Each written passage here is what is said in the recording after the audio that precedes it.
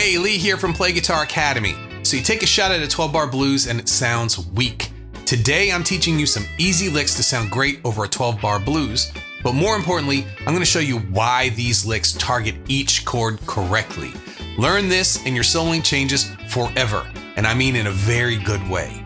Let's go ahead and get started with the licks. I'm playing in the key of A and basing our solo around the patterns of the A major pentatonic scale.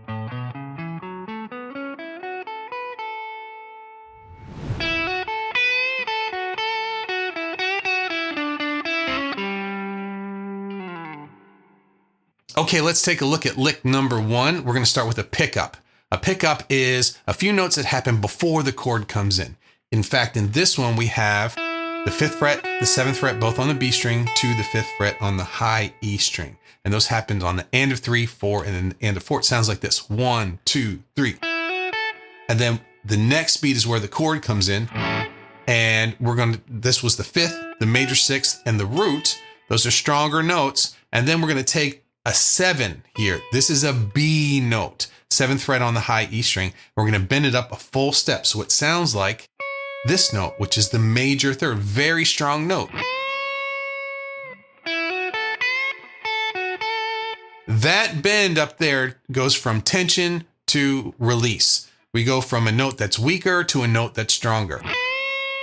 Matches perfectly right here. Then when we come back, we have a root note, back to the 6th, back to the root note, back to the 6th, back to the 5th. So we're basically taking those same notes from the pickup and just playing them in different orders. Now we have our first thing that's a little different. Now we're playing the 7th fret on the B string. This is our F sharp, this is our 6th, but we're going to bend it a half step. What does that take us to? F sharp goes to G. That bend is bending up into a chord tone. If you play at A dominant 7th, we have a G in there, that's the flat 7th. So we are still targeting some of the notes in the chord. Back to the 6th, back to the 5th. Now we have a new note. This is the 7th fret on the G string. This is our 4th. It's a D note. We're going to play that twice. I'll go back up to the 5th. And now we're going to slide into the major 3rd, the lower one. We bent up to one that was higher. This was on the G string at the 6th fret. And then we're going to end off. If you'd like to, you could play the minor 3rd to major 3rd on this too, where we slid up to the 6th. We can go from 5 to 6. That would go from C to C sharp. That's the minor 3rd going to major 3rd. It's a very common sound in blues. Sounds pretty nice. If I did it that way, it would sound like this.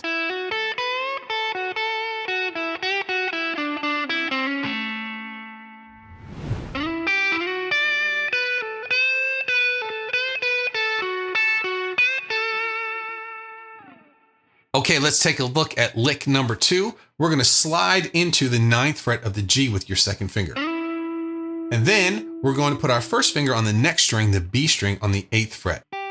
These are 2 notes from the minor pentatonic scale. I'm briefly getting a bluesier sound with these 2 notes, but quickly moving into the area which you would call the B.B. King box. It has a major kind of happy, fun sound. So we start off minor here. Now we're going to slide our 2nd finger up to the 11th fret. That's the major 6. So now we're in major pentatonic territory, but we're going to take our 1st finger and go all the way across to the 10th fret on the high E string. That's our D note. And look what beat it comes in on. The very first beat of the measure, that's where the D9 hits.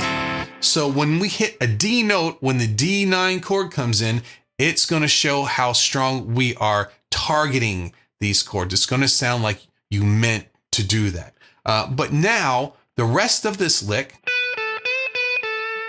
focuses around the 12th fret on the B string and the 10th fret on the B string, with some bending in those things. These are notes straight from the major pentatonic or the B.B. King box right in this area. So let's take a look at these notes. We have our B going to the A. That's weak to strong. And then we have our 12th fret bending up a half step. This note here, the C, remember we targeted the flat 7th over the last chord. Well, in the key of D9, that C is the flat 7th for this new chord that we're playing over. When we bend up from the 12th fret on the B string a half step, we bend into the flat 7th, just like we did before. Back to the 12, back to the 10, and we'll do it again.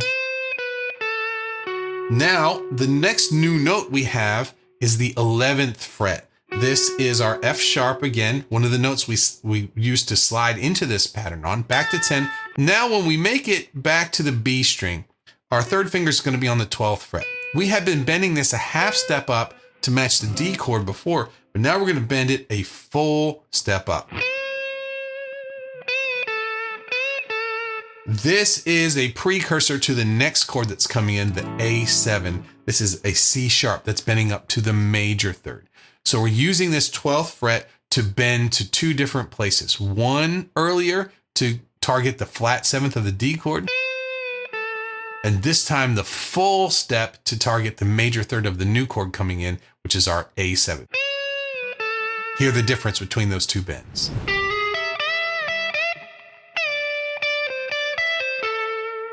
Okay, let's take a look at lick number 3. What we're going to be doing is setting up a new chord. We have a chord that's coming. It's an E9. That's the 5 chord in the key of A. And we're going to set this up with a little pickup, just like we did in the very beginning of this solo. And the first note we're going to play is the 12th fret of the G string. Then we're going to play the 13th fret of the G string. And then we're going to go across to and play the E note. That is setting up the chord that's about to happen. The G would be a minor third, and it's a very common practice over a chord to play the minor note going to the major note, the minor third going to the major third. Right there, you can hear tension, release, weak going into strong, and then going to the root note of that chord, 1/2 beat before it starts. So it's kind of like we're anticipating the chord to happen. We are outlining the harmony right before it happens. It's a pretty neat trick to use. So we've got minor third, major third to the root of E. Now this is not in the whole key. This is over this one chord. So then we move over to the 15th fret of the B string. That's a D note. And as we bend that a full step, it bends up into the E note, which is the root note of the chord that's playing at the time, targeting that chord. Then we do it again. So the whole thing, as the lick continues, now we have a new chord coming in. We have a D9 coming in. And we start on the 15th fret, and this is a pre-bend, meaning it's already bent, and we release it down to the 15th. So we start on the 15th, we bend it, play it, and then release it. Just like the chords, we're going from E9 to D9. We're going from a bent 15, that's E, and we released 15, that is D. So E going to D. We're matching the chords as we go. And the rest of these notes are from the A minor pentatonic scale. I felt that I had played a lot of major pentatonic, and to give some interest over this D chord, I'm just going to go straight to the A minor pentatonic and play a little lick right there. So we're going to have D going to C, back to D, to our E on the 12th fret, to our C note on the 13th fret of the B, and then to our A note on the 14th fret of the G string. So if you've ever looked at a lead sheet where you see 12-bar blues written out for you, it's usually 4 bars, 4 bars, 4 bars. You'll have the 1 chord for the first 4, and then you'll have the 4 chord for on the next line for the first 2 measures, and then back to the 1 chord for the last 2 measures. But the last line has the most movement to it. You'll have the 5 chord for 1 measure, the 4 chord for 1 measure, and then you'll have the 1 chord for the last 2. And that's the end of the 12-bar blues, and it goes back to the top again. What happens is those last 2 measures, that's the 1 chord, and when you go back to the top, you have 4 measures of the 1 chord. That's 6 measures in a row. It's easy to get lost and try and figure out, where did we start over? Where's the first beat? Where's the first measure? So what is common practice is to put a little chord at the end, the 5 chord, in this case the E9, right at the end of our 12-bar blues to signify that it's over, but we're going to go back and start over again. When you do the chord there, why not do a fill that matches that? So for this, we're going to start on our E note.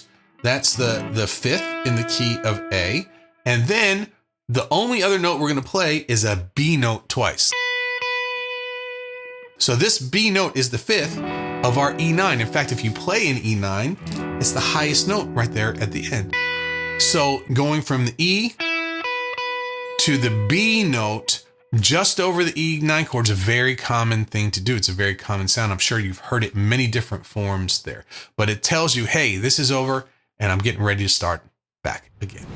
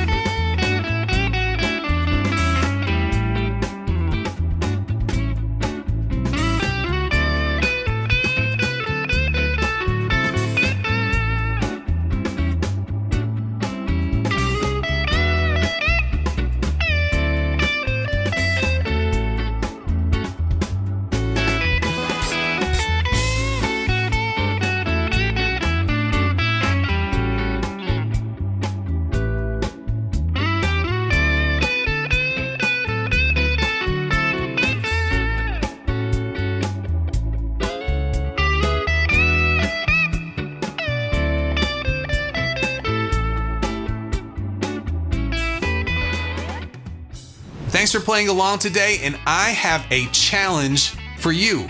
Go ahead and learn this lick. Put it up somewhere online and then put the link to your video in the comments below. I want to see just how you're doing with these licks. I think that's going to be awesome.